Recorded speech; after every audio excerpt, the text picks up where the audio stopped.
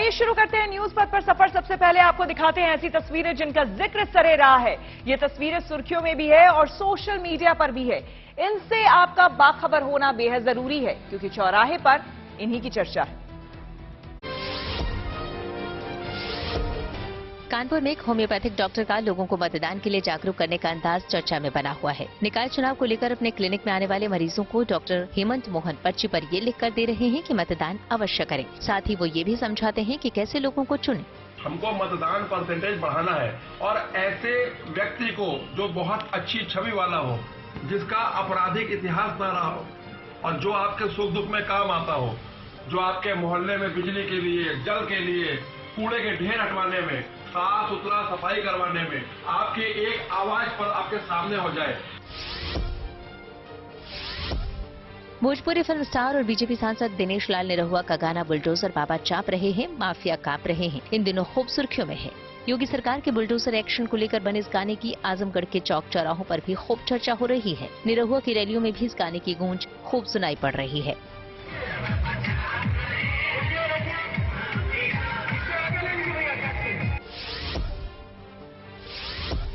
UP के देवरिया में कोतवाली से कुछ कदम की दूरी पर एक कारोबारी के ड्राइवर को झांसा देकर चूना लगाने की चर्चा जोरों पर है। बदमाशों ने ड्राइवर को गाड़ी के बाहर पैसे गिरे होने की बात कही और वो जैसे ही पैसे लेने के लिए गाड़ी से नीचे उतरा, बदमाश गाड़ी की अगली सीट पर रखे 35 लाख रुपयों से भरा बैग ले उड़े। सीसीटीवी फुटेज के आधार पर पुलिस मामले की छानबीन में जुटी है। बिहार के रोहतास जिले के डीएम धर्मेंद्र कुमार एक बार फिर शादी के बंधन में बंधे। पहली शादी नाकाम रहने के बाद उन्होंने एक भव्य समारोह में अनु पांडेय के संग साथ फेरे लिए। अनु पटना में कृषि विभाग में ओएसडी के पद पर नियुक्त बताई गई हैं। बता दें कि डीएम धर्मेंद्र अपने काम के साथ साथ निजी जिंदगी को लेकर भी चर्चा में रहते हैं। चंडीगढ़ के बर्ड पार्क में विदेशी पक्षियों को गर्मी से राहत दिलाने के लिए तमाम तरह के उपाय किए गए हैं। दिन के समय पक्षियों के रहने के लिए घोंसले जैसे लकड़ी के ढांचे के साथ ही फूस की छतरियां बनाई गई हैं, जो देखने में बेहद खूबसूरत लग रहे हैं। बाड़ों में तापमान कम करने के मकसद से एवियरी के ऊपर शेड नेट लगाए गए हैं, साथ ही वाटर कूलर भी लगाए गए हैं। जिंदगी का सफर सुहाना हो, इसके लिए सावधान रहना जरूरी है। रोजमर्रा की आपाधापी में कुछ देर बैठकर सोचना समझना भी जरूरी है कि आपके आसपास क्या हो रहा है और जो कुछ हो रहा है उससे हमारी जिंदगी, हमारा परिवार कैसे प्रभावित हो सकता है। इसलिए हॉर्न बजाकर बाखबर करने वाली खबर जरूरी होती है। और आज की ये खबर व्हाट्सएप से जुड़ी है, जिसका इस्तेमाल हम मैसेज भेजने, तस्वीरें शेयर करने और कॉल के लिए करते हैं। व्हाट्सएप जैसे हमारी आदत में शामिल है क्योंकि इससे सहूलियत है, लेकिन क्या ये मैसेजिंग ऐप हमारी गोपनीयता में सेंध लगा रहा है? ट्विटर के एक इंजीनियर ने शिकायत की है कि जब वो फोन का इस्तेमाल नहीं कर रहे थे तब भी व्हाट्सएप उनके माइक्रोफोन को यूज कर रहा था, यानी चुपके से उनकी बातचीत सुनने की कोशिश थी। ट्विटर पर की गई इस शिकायत के बाद दुनिया भर में व्हाट्सएप चर्चा में है क्योंकि मुद्दा हमारी निजी जिंदगी से जुड़ा है। इसलिए जरूरी है कि हम भी इसे लेकर सावधानी वाला हॉर्न बजाएं।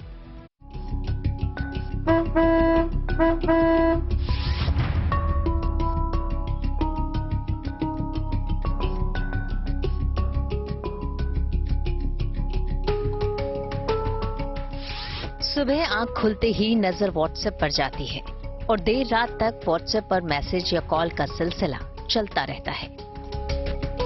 हालत ये है कि इसके बगैर रोजमर्रा की जिंदगी जैसे ठप पड़ जाती है क्योंकि घर से लेकर दफ्तर तक तमाम बातें व्हाट्सएप के जरिए ही की जा रही है। दोस्तों से कुछ शेयर करना हो या उनसे बात करनी हो, इसके लिए व्हाट्सएप दुनिया भर में सबसे आसान और लोकप्रिय प्लेटफॉर्म बन गया है। लेकिन कहीं ऐसा तो नहीं कि व्हाट्सएप चुपके से हमारी बातें सुन रहा है? यानी जब हम व्हाट्सएप का इस्तेमाल नहीं कर रहे हों, अपने फोन का भी इस्तेमाल नहीं कर रहे हों, तब भी व्हाट्सएप चुपचाप हमारी बातें तो नहीं सुन रहा। असल में एक यूजर ने ट्वीट करके सबूत के साथ इस बात की शिकायत की है कि जब वो सो रहे थे व्हाट्सएप उनके फोन का माइक्रोफोन यूज कर रहा था। ये आरोप गंभीर है क्योंकि ये हमारी प्राइवेसी से जुड़ा है, इसलिए जरूरी है कि इसे लेकर सावधानी वाला हॉर्न बजाया जाए।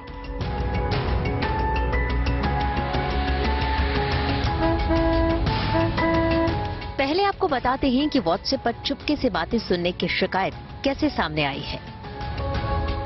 ट्विटर में इंजीनियरिंग डायरेक्टर फॉद डावरी ने एक ट्वीट किया और बताया कि जब वो सो रहे थे तब भी व्हाट्सएप उनके फोन का माइक्रोफोन यूज कर रहा था। उन्होंने स्क्रीनशॉट भी शेयर किया जिससे पता चलता है कि व्हाट्सएप किस वक्त उनके फोन का माइक्रोफोन यूज कर रहा था। इस बात की चर्चा पहले से होती रही है कि गूगल और फेसबुक बैकग्राउंड में हमारी बातें सुनते हैं, यानी जब ये ऐप्स यूज नहीं हो रहे हों तब भी हमारी बातचीत सुनी जा सकती है। और दलील दी जाती है कि इसीलिए हमें ऐसे ऐड दिखते हैं जिसकी हम चर्चा कर रहे होते हैं। लेकिन बातें सुनने का यही आरोप व्हाट्सएप पर लगा है, और वो भी सबूत के साथ। इसलिए दुनिया भर में इसे लेकर चर्चा है। जाने माने उद्योगपति और ट्विटर के मालिक एलन मस्क ने डबरी के ट्वीट को रीट्वीट करते हुए लिखा कि व्हाट्सएप पर यकीन नहीं किया जा सकता। उधर डाबरी का ट्वीट देखते ही देखते वायरल हो गया और करोड़ों लोगों ने उसे देख लिया। इसके बाद व्हाट्सएप की तरफ से सफाई आई। ट्वीट करते हुए कहा गया कि व्हाट्सएप पोस्ट करने वाले ट्विटर इंजीनियर के संपर्क में है, और दलील दी गई कि ऐसा एंड्रॉयड बग की वजह से हुआ है। कंपनी ने ये भी कहा है कि वो गूगल के साथ संपर्क में है और डेवलपर्स इसका समाधान खोजने की कोशिश कर रहे हैं। व्हाट्सएप ने यूजर्स की गोपनीयता को हर हाल में बनाए रखने का दावा करते हुए कहा है कि यूजर्स का अपना माइक्रोफोन सेटिंग्स पर पूर्ण नियंत्रण है, और जब यूजर्स माइक्रोफोन का उपयोग करने की अनुमति देते हैं तो व्हाट्सएप केवल कॉल करते समय या वॉइस नोट्स या वीडियो रिकॉर्ड करते समय ही इसका उपयोग करता है, और सभी तरह की बातचीत एंड टू एंड एनक्रिप्टेड होती है। व्हाट्सएप उन्हें नहीं सुन सकता। लेकिन ये व्हाट्सएप का दावा है, जबकि सिर्फ डाबरी ही नहीं बल्कि ट्विटर पर कई लोगों ने माना है कि जब वो फोन यूज नहीं कर रहे थे तब भी उन्होंने पाया कि व्हाट्सएप का माइक्रोफोन उनकी बातें सुन रहा था। इसलिए इस मामले ने तूल पकड़ ली है और भारत में भी सरकार इसे लेकर गंभीर हो गई है। इलेक्ट्रॉनिक्स एंड इंफॉर्मेशन टेक्नोलॉजी राज्य मंत्री राजीव चंद्रशेखर ने ट्वीट किया कि ये गोपनीयता का उल्लंघन है तो कतई स्वीकार्य नहीं है। हम तुरंत इसकी जांच करेंगे और निजी जानकारी की गोपनीयता के किसी भी उल्लंघन पर कार्रवाई करेंगे। भारत में व्हाट्सएप यूजर्स की संख्या करीब 50 करोड़ है। इससे समझा जा सकता है कि व्हाट्सएप की पहुंच कितनी है। लेकिन इस प्लेटफॉर्म पर मैसेज के अलावा वॉइस मैसेज और कॉलिंग की सुविधा भी मिलती है, जिसके लिए ऐप में माइक्रोफोन की परमिशन देनी पड़ती है। लेकिन क्या इस परमिशन का गलत इस्तेमाल हो रहा है? क्या हमारी गोपनीयता में सेंध लगाई जा रही है? ये गंभीर सवाल है जिसका जवाब जांच के बाद ही मिलेगा। लेकिन तब तक सावधान और सतर्क रहना जरूरी है। दोस्तों और रिश्तेदारों को सावधान करने के लिए हॉर्न बजाना जरूरी है।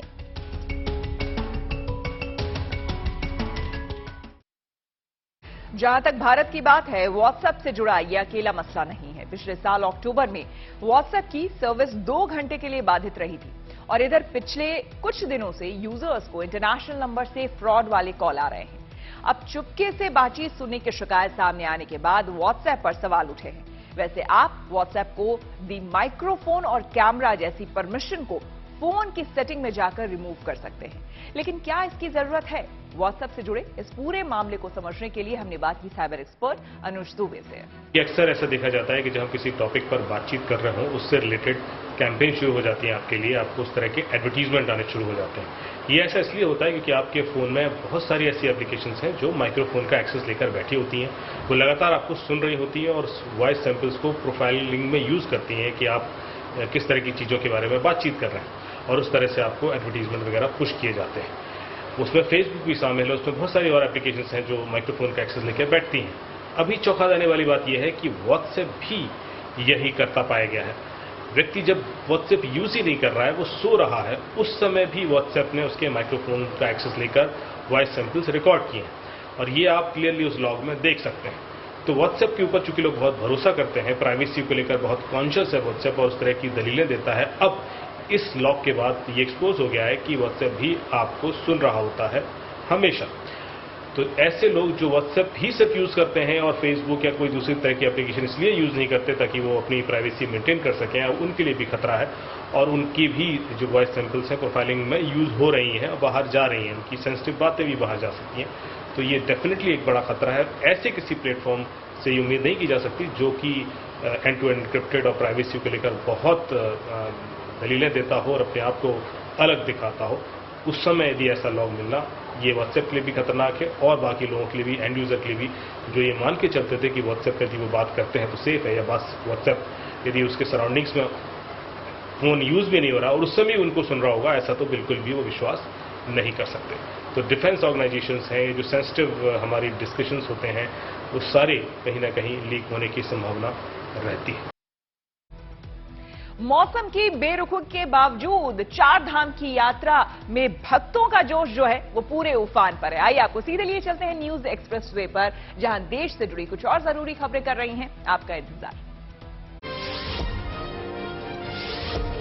कर्नाटक विधानसभा चुनाव के लिए मतदान खत्म हो गया। आम से लेकर खास तक सब अपना वोट डालने अपने अपने मतदान केंद्रों पर पहुंचे। उम्मीदवारों की किस्मत ईवीएम में कैद हो चुकी है। 13 मई को चुनाव के नतीजे आने के बाद नई सरकार की तस्वीर साफ होगी, लेकिन कांग्रेस बीजेपी जहां अपनी सरकार बनने का दावा कर रही है, वहीं एचडी कुमारस्वामी एक बार फिर जेडीएस के किंग मेकर की भूमिका में होने की उम्मीद जता रहे हैं।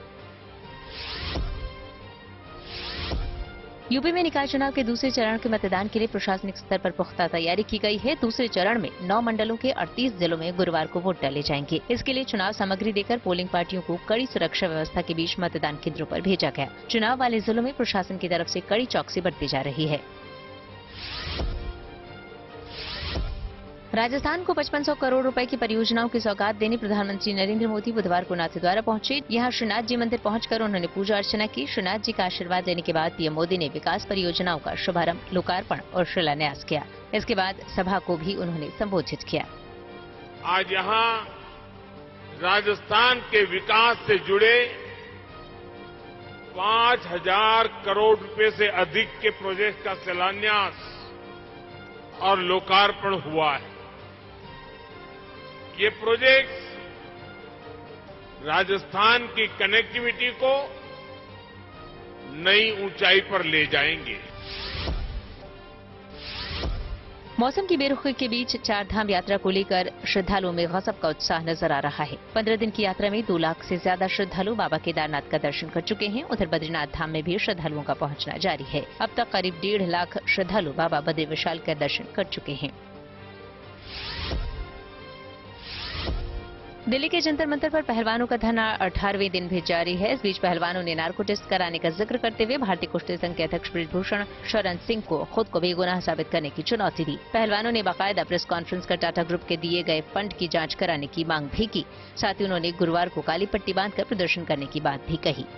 जो बृजभूषण के समर्थन में जो लोग हैं वो बोल रहे हैं कि ये गलत बोल रहे हैं, ये झूठे हैं, तो मैं आप सबको बता दूं कि बृजभूषण का नार्को टेस्ट करा लो सुप्रीम कोर्ट के अंडर, और हमारा जो 7 लड़कियां हैं उनका करवा लो, और जो भी गलत होगा उसको चाहे उसी दिन फांसी दे देना। और खबरों के एक्सप्रेसवे से आगे रुक करते हैं सियासी ढाबे का, जहां आज के मेन्यू में आज की सबसे दिलचस्प खबर है। कर्नाटक में आज सभी 224 सीटों के लिए मतदान खत्म हो गया। शाम 5 बजे तक 65.58% वोट पड़े। 13 मई को मतगणना होगी, जिसके बाद तय होगा कि राज्य में नई सरकार किसकी बनेगी। हालांकि इंडिया टुडे ग्रुप और एक्सिस माई इंडिया के एग्जिट पोल में कर्नाटक में कांग्रेस की सरकार बनने के संकेत हैं। बीजेपी बहुमत के आंकड़े से काफी पीछे दिख रही है। हमारे सर्वे में बीजेपी को 62 से 80 सीटें मिलने का अनुमान है, तो वहीं कांग्रेस को 122 से 140 सीटें मिल सकती है। यानी कि एग्जिट पोल की माने तो पार्टी अपने दम पर सरकार बना सकती है। जेडीएस को 20 से 25 सीटें मिलने का अनुमान है। अन्य दलों को करीब 3 सीटें मिलने का अनुमान है। अगर बात करें वोट शेयर की, तो एग्जिट पोल में बीजेपी को 35% वोट मिलने की उम्मीद जताई जा रही है, तो कांग्रेस को 43% और जेडीएस को 16% वोट मिलने की उम्मीद जताई जा रही है। अन्य को 6% वोट मिलने की उम्मीद एग्जिट पोल में जताई गई है। मुझे विश्वास है कर्नाटक में रहने वाले सभी हमारे भाई बंधुओं पे। उन्होंने देश की प्रगति देखी है। उन्होंने ये भी देखा है कि जब केंद्र सरकार और राज्य की सरकार एक ही पार्टी की होती है तो काम करने की जो एफिशिएंसी है वो बहुत ज़्यादा होती है, बहुत बेहतर होती है। मुझे विश्वास है कि कर्नाटक आशीर्वाद देगा भारतीय जनता पार्टी को। नतीजे में भारतीय जनता पार्टी का रिजल्ट अच्छा रहेगा। What's coming off the exit polls is that the Congress government is going to be in power, and we're very close to forming the government. Rajasthan में वापसी के लिए बीजेपी अपनी तैयारी में जुट गई है। आज प्रधानमंत्री मोदी राजस्थान में एक दिन के दौरे पर थे, जहां उन्होंने इंफ्रास्ट्रक्चर की कई बड़ी योजनाओं का ऐलान किया। लेकिन इस दौरान प्रधानमंत्री और मुख्यमंत्री अशोक गहलोत ने मीठे लहजे में एक दूसरे पर तंज भी कसा। वैसे जब भीड़ ने गहलोत के सामने मोदी मोदी के नारे लगाने शुरू किए, तो प्रधानमंत्री ने मुख्यमंत्री का मान रखते हुए समर्थकों को चुप रहने का इशारा किया।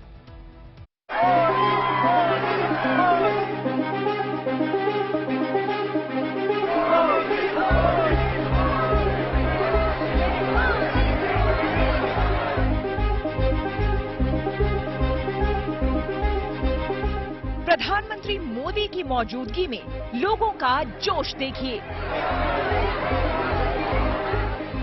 नाथद्वारा में प्रधानमंत्री मोदी से पहले जब मुख्यमंत्री अशोक गहलोत बोलने के लिए उठे तो मोदी मोदी के नारे लगने लगे। इस नारेबाजी में गहलोत अपनी बात शुरू करें तो कैसे करें, लेकिन प्रधानमंत्री ने उन्हें इस संकट से उबार लिया। हाथ से लोगों को चुप रहने का इशारा किया। इसके बाद मोदी के कहने पर बीजेपी प्रदेश अध्यक्ष सीपी जोशी ने लोगों को शांत कराया और जब गहलोत ने भाषण शुरू किया तो अपनी बात कहते हुए तंज के मीठे तीर चलाए। कोई विपक्ष हो, बिना विपक्ष के पक्ष क्या होता है? विपक्ष का भी सम्मान पूरा हो और मैं समझता हूं कि इस दिशा में आगे बढ़ेंगे आप खुद भी तो और ज्यादा मजबूती के साथ में पक्ष विपक्ष मिलकर देश की सेवा करेंगे। जैसे प्रधानमंत्री मोदी के साथ मैजिक जुड़ा है, वैसे ही गहलोत भी सियासत के जादूगर कहे जाते हैं और नाथद्वारा में जब दोनों एक ही मंच पर आए तो लफ्जों की बाजीगरी देखते बनी। ना तलखी ना तेवर, प्रधानमंत्री की तरफ से भी नरम लहजे में ही वार हुआ। पर्याप्त संख्या में मेडिकल कॉलेज बन गए होते तो पहले देश में डॉक्टरों की इतनी कमी नहीं होती। अगर पहले ही रेलवे लाइनों का बिजलीकरण हो गया होता तो आज हजारों करोड़ रुपए खर्च करके ये काम करने की जरूरत नहीं रहती। अगर पहले ही हर घर तक नल से जल आने लगता तो आज 3.5 लाख करोड़ रुपए लगाकर जल जीवन मिशन नहीं शुरू करना पड़ता। सियासी विरोध के बावजूद प्रधानमंत्री मोदी और अशोक गहलोत के बीच एक दूसरे के लिए सम्मान का भाव दिखा है।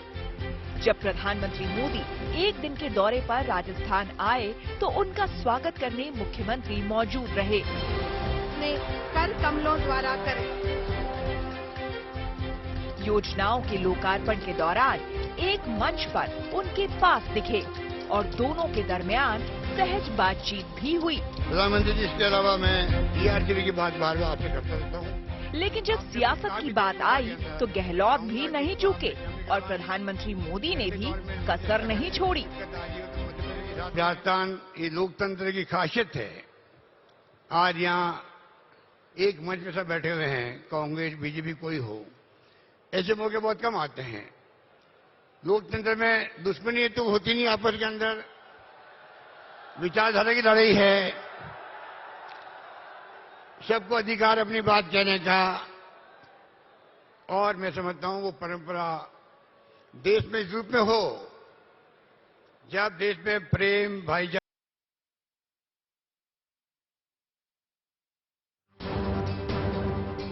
न्यूज पथ पर आगे है धन बाजार, जहां शेयर बाजार से लेकर कारोबार तक की सभी अहम खबरें होती हैं और इसका सीधा रिश्ता आपकी आमदनी और आपकी जेब से होता है। तो तेज रफ्तार खबरों के बीच ये जरूरी खबरें छूट न जाए, इसलिए सीधे आपको लिए चलते हैं धन बाजार। आज शेयर बाजार में बढ़त रही। सेंसेक्स 178 अंक चढ़कर 61,940 पर बंद हुआ। निफ्टी में 49 अंक की तेजी रही। ये 18,315 के स्तर पर बंद हुआ। सेंसेक्स के 30 शेयरों में से 21 में बढ़त और सिर्फ 9 में गिरावट देखने को मिली। भारतीय सर्राफा बाजार में सोने चांदी के भाव में गिरावट देखने को मिली है। हालांकि सोने की कीमत अभी भी 61,000 प्रति 10 ग्राम के पार ही है। 999 शुद्धता वाला 24 कैरेट के 10 ग्राम के सोने की कीमत 61,249 रुपए है, जबकि 999 शुद्धता वाली चांदी के भाव 77,225 रुपए प्रति किलोग्राम है। सोना 170 रुपए सस्ता हुआ है और चांदी 231 रुपए। एनसीएलटी ने आर्थिक संकट से जूझ रही विमानन कंपनी गो फर्स्ट की याचिका मंजूर कर ली, जिसमें उसने स्वेच्छा से खुद को दिवालिया घोषित करने की अपील की थी। एनसीएलटी ने कंपनी को बकाया चुकाने के मामले में भी राहत दी है। उसकी मोरेटोरियम की मांग को भी मान लिया है। मतलब अब लेनदार किसी भी लोन के मामले में कोई लीगल एक्शन नहीं ले सकते। लीज पर एयरक्राफ्ट देने वाली फर्म्स अपने प्लेन वापस नहीं ले पाएंगी। ट्रिब्यूनल के आदेश के अनुसार किसी भी कर्मचारी की छटनी नहीं की जाएगी। मैनेजमेंट का भी टेक ओवर कर लिया गया है। अदानी ग्रुप और हिंडनबर्ग से जुड़े मामले की सुनवाई 12 मई को देश की सबसे बड़ी अदालत सुप्रीम कोर्ट में होगी। यह सुनवाई उस मामले में होगी जिस पर 2 मार्च को कोर्ट ने बाजार नियामक सेबी को अदानी ग्रुप की कंपनियों के शेयरों में मैनिपुलेशन और नियमों के उल्लंघन के आरोपों की जांच सौंपी थी और 2 महीने के भीतर अपनी रिपोर्ट दाखिल करने को कहा था। बेंगलुरु में आईफोन का प्लांट बनाने के लिए 303 करोड़ रुपए में जमीन का सौदा हुआ। फॉक्सकॉन के इस प्लांट से 1 लाख जॉब्स मिलने का अनुमान जताया जा रहा है। न्यूज पथ पर आगे पब्लिक होर्डिंग पर जापान से एक हैरान करने वाली खबर है। जापान में लोग मुस्कुराने के लिए ट्रेनिंग ले रहे हैं। जापान में ऐसा क्यों हो रहा है, ये आपको हम विस्तार से बताते हैं। दरअसल डेली मेल के रिपोर्ट के मुताबिक कोरोना महामारी की वजह से जापान में 3 साल तक लोग मास्क के पीछे चेहरा छिपाकर रखे हुए थे। अभी पिछले हफ्ते जब जापान सरकार ने कोरोना महामारी से जुड़ी सभी पाबंदियां हटा ली तो पता चला कि लोग मुस्कुराना ही भूल गए हैं। जापान में कई लोगों को लगता है कि लंबे समय तक मास्क पहनने की वजह से अब उनके चेहरे पर हंसमुख भाव नहीं आ पा रहा है और यही वजह है कि जापान में कई लोग पैसे देकर एक्सपर्ट से मुस्कुराने की ट्रेनिंग ले रहे हैं। जापान टाइम्स से बात करते हुए एक स्माइल ट्रेनर ने बताया कि उसने तमाम लोगों से सुना है कि भले ही वे अपना मास्क हटा सकते हैं लेकिन अभी भी वे अपने चेहरे का निचला हिस्सा नहीं दिखाना चाहते। इसकी वजह भी स्माइल ट्रेनर ने बताई है। दरअसल कई लोगों में इस बात का डर है कि वे मुस्कुराकर जवाब नहीं दे पाएंगे। वहीं कुछ लोगों को लगता है कि अगर वे ज्यादा दबाव डालकर मुस्कुराए भी तो चेहरे पर और आंखों के चारों ओर ज्यादा झुर्रियां नजर आने लगती है। इससे वे बुजुर्ग जैसे दिखाई देते हैं और ऐसा लगता है कि उनका चेहरा लटक गया है, इसलिए वे जबरदस्ती मुस्कुराना नहीं चाहते। ऐसे में अब जापान के लोग कोरोना महामारी के पहले जैसा चेहरा और हाव भाव पाने के लिए ट्रेनिंग सेंटर पर जा रहे हैं। ट्रेनिंग सेंटर में स्माइल एक्सपर्ट मुस्कुराने में मदद करने वाले योगाभ्यास करवाते हैं। लोगों को दांत से काटने के लिए कुछ चीजें भी दी जाती है ताकि उनके गाल की मांसपेशियों को ऊपर उठाने में मदद मिले जिससे कि वो अच्छे से मुस्कुरा पाए। आज के मुद्दे पर लोगों की राय जान लेते हैं। सोशल अड्डा में आज का मुद्दा दिल्ली से जुड़ा है। एमसीडी यानी कि म्यूनिसिपल कॉर्पोरेशन ऑफ दिल्ली ने दिल्ली की साफ सफाई को लेकर उसे और बेहतर बनाने के लिए एक पायलट प्रोजेक्ट तैयार किया है। इस प्रोजेक्ट के तहत दिल्ली में एमसीडी के साफ सफाई जो करते हैं यानी कि जो सफाई कर्मचारी हैं उनको स्मार्ट वॉच दी जाएगी। स्मार्ट वॉच के जरिए साफ सफाई के काम पर माइक्रो लेवल पर निगरानी रखने में मदद मिलेगी। जीपीएस से लैस ये स्मार्ट वॉच सफाई कर्मियों की लोकेशन और उनके काम के बारे में जानकारी देगी। प्रोजेक्ट के तहत एमसीडी ने 12 एडमिनिस्ट्रेटिव जोन्स के लिए 2400 स्मार्ट वॉच लेने की तैयारी की है। हर एक जोन को 200 स्मार्ट वॉच दी जाएगी। इन स्मार्ट वॉच से हर एक सफाई कर्मी का ड्यूटी एरिया तय होगा। उल्लंघन करने पर सिस्टम को अलर्ट मिल जाएगा और इन घड़ियों से तस्वीरें भी ली जा सकेंगी। दिल्ली के मुख्यमंत्री अरविंद केजरीवाल ने 6 अप्रैल को हुई मीटिंग में इस प्रोजेक्ट को अमल में लाने के निर्देश दिए थे। दिल्ली में एमसीडी के पास 50,000 से ज्यादा सफाई कर्मचारी हैं जो कि लगभग 15,582 किलोमीटर सड़कों पर झाड़ू लगाकर सफाई करते हैं। अभी इन सफाई कर्मचारियों के काम की निगरानी का काम सैनिटेशन इंस्पेक्टर के जरिए किया जाता है। एमसीडी के मुताबिक सफाई कर्मी मार्केट और कमर्शियल इलाकों में दिन में 2 बार झाड़ू लगाते हैं जबकि 60 फुट से चौड़ी सड़कों पर मशीनों के जरिए सफाई की जाती है। स्मार्ट वॉच से जुड़ा ये पायलट प्रोजेक्ट अगर सफल होता है तो इसे भविष्य में दूसरे वार्ड में भी बढ़ाया जा सकता है। दिल्ली की सड़कों पर साफ सफाई को बेहतर बनाने के लिए उठाए जा रहे एमसीडी के इस कदम पर हमने दिल्ली के कुछ लोगों से बात की और उनकी राय जानी। साफ सफाई आपके लिए देश की राजधानी में एक मुद्दा है क्या, और अगर मुद्दा है तो जब सफाई कर्मचारियों को इस तरह से स्मार्ट वॉच दी जाएगी उससे फायदा होगा?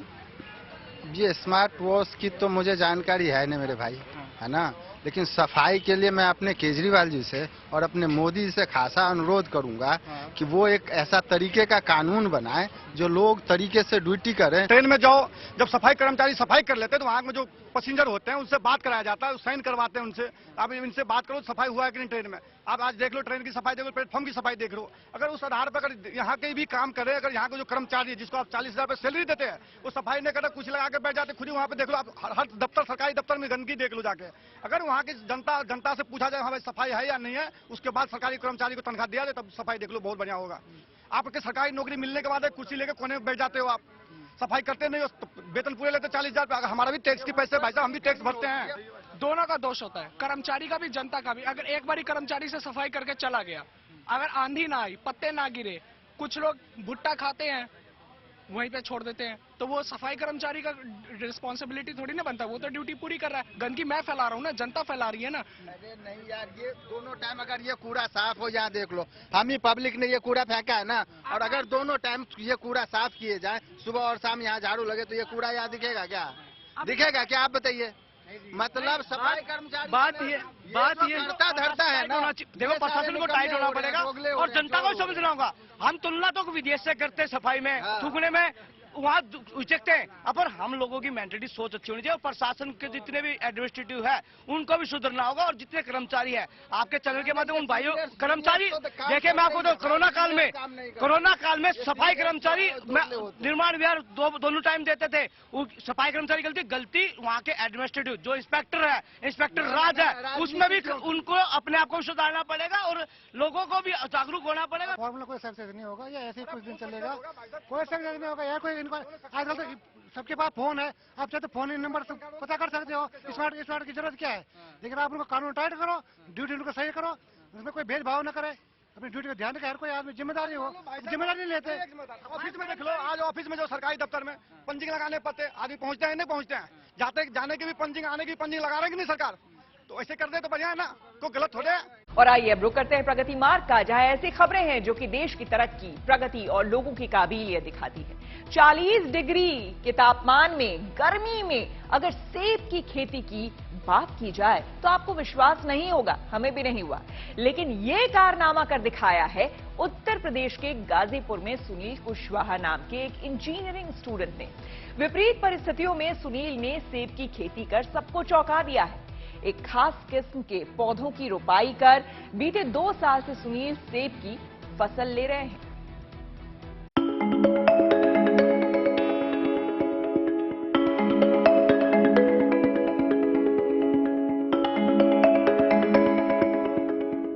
सेब, जिसकी मिठास में ही ठंड का एहसास छिपा होता है। हिमाचल और जम्मू जिसकी पहचान है। लेकिन अब आपको ऐसे सेब भी खाने को मिलेंगे जो 40 डिग्री पार के पारे से मुकाबला करते हुए अपने स्वाद से दिल को गुदगुदा देंगे। ऐसा ही कुछ कमाल करने में जुटे हैं गाजीपुर के रहने वाले सुनील कुशवाहा, जिन्होंने 222 पेड़ों की अपनी नर्सरी से अपनी कमाई करने का इरादा किया है। वैसे तो सुनील कंप्यूटर साइंस में बीटेक हैं, लेकिन उन्हें नौकरी रास नहीं आई, लिहाजा खेती करने उतरे तो इसे कारोबार बनाने की गरज से सेब की खेती करने का फैसला किया। सेब की खेती भी गाजीपुर में करने की ठानी, लिहाजा इसके लिए जानकारी जुटाई और उसके बाद इलाके के कृषि विज्ञान केंद्र की मदद ली। सेब की नई नस्ल हरमन 99 के पौधे रोप दिए। बीते 2 बरस में जहां पहले साल उम्मीद के मुताबिक फसल नहीं मिली, तो वहीं इस बार 45 से 48 डिग्री तापमान वाले इस सीजन में पेड़ पर सेब की बहार आ गई। खास वैरायटियों का इजाद किया गया है और इसमें अहम योगदान एक हिमाचल प्रदेश के बहुत ही बहुचर्चित साइंटिस्ट हैं, वैज्ञानिक हैं, हरमन शर्मा जी का। हरमन शर्मा जी ने इजाद किया और एक वैरायटी निकाली अपने नाम से ही, हरमन 99, हरमन 99 के नाम से। वो फल, वो पौधा 48 डिग्री के टेम्परेचर में भी बहुत बढ़िया से सर्वाइव कर लेता। और उनको देख के 2 पौधों का और इजाद किया गया, जिसका नाम है डॉर्सेट गोल्डन और एन्ना, या अन्ना कह सकते हैं हिंदी में हम। तीनों वैरायटी हमारे इस प्लाट पे लगे हुए हैं और लगभग हर वैरायटी में फल इस बार आए हुए हैं। वहीं कृषि विज्ञान केंद्र से जुड़े अधिकारी भी इसे पॉजिटिव पहल बता रहे हैं। उनका मानना है कि इस प्रयोग से इलाके में इसकी खेती की बड़ी संभावनाएं हैं। मतलब हुई है जो कि हमारे यहाँ क्षेत्र का हो रहा है, बस उसके अंदर वो कैरेक्टर, उस प्रकार का कलर और उस प्रकार का टेस्ट को हमको देखना है। हमारे यहाँ की मिट्टी तो मतलब कि नॉर्मल सॉइल है, लेकिन हमारे यहाँ की मिट्टी मतलब कि यदि पीएच यदि 7.5 से नीचे है तब हमारे क्षेत्र के लिए उपयुक्त है। इसकी खेती के लिए लोमी मिट्टी सबसे अच्छी मानी जाती है। तो हमारे यहाँ की मिट्टी तो लोमी है, हमारे यहाँ लोमी मिट्टी, लेकिन बस पीएच देखना है प्लस टेम्परेचर देखना है। यदि 5.5 से 6.5 पीएच है तो हमारे यहाँ की मतलब क्षेत्र में भी उसकी खेती, और टेम्परेचर यदि उसको मेंटेन किया जाए तो टेम्परेचर के हिसाब से हमारे यहाँ भी उसकी खेती लार्ज स्केल में की जा सकती है। सुनील का ये प्रयोग लोगों को भी खासा रास आ रहा है।